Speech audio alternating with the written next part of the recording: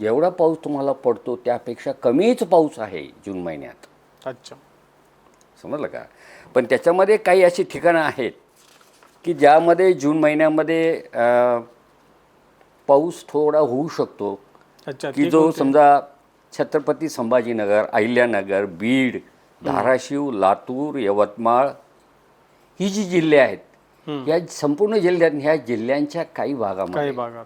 आता उदाहरणार्थ छत्रपती संभाजीनगर हा जो जिल्हा घेतला तर याचा पश्चिमेकडचा भाग म्हणजे वैजापूर, गंगापूर, खुलताबाद हे दुष्काळीच तसे वर्षाच्या आहेत.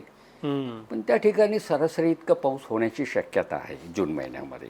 बरं, कारण ते हा आधीच पाऊस कमी असतो. हां, आता त्याचं कारण पुन्हा ही मेट्रोलॉजीत मी जात नाही, पण मग ज्या पद्धतीनं अंदाजामध्ये दिसतंय की अशा पद्धतीचा पाऊस, सरासरी इतका पाऊस जो जून महिन्याची सरासरी, अर्थात यांची सरासरीच कमी आहे जून महिन्याची, आणि तेवढाच बरोबर. पाऊस होण्याची शक्यता आहे.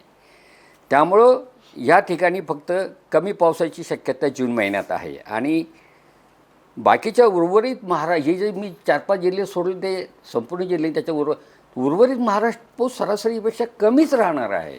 त्यामुळे जूनमध्ये पाऊस होतो किती आणि पेरणीयोग्य होतो का, हम्म.